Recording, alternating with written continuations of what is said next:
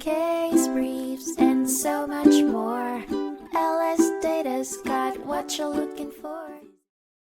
One compelling issue at the heart of this case was whether the police intentionally violated Davis's Fourth Amendment rights during the search.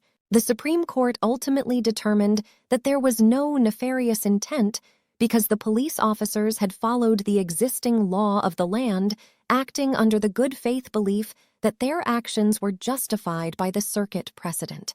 The court's ruling also introduced the concept of the good faith exception to the exclusionary rule. This idea forms an integral part of Fourth Amendment jurisprudence and highlights a balance between denouncement of police misconduct and the judicial system's demand for truthful fact-finding.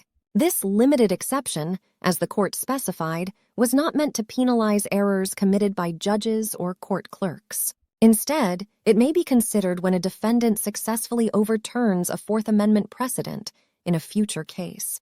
The Supreme Court ultimately upheld the decision of the 11th Circuit, asserting that the exclusionary rule doesn't apply when police act in thorough accord with prevalent and binding legal precedent.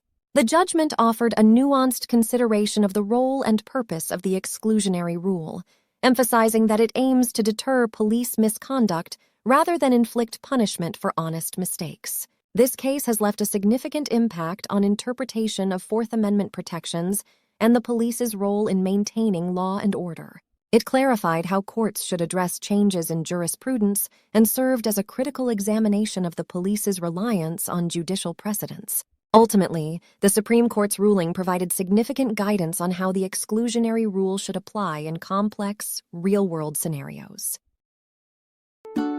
Case briefs, and so much more. LSData's got what you're looking for. Visit lsc.law, elevate your mind. Leave the stress of climb.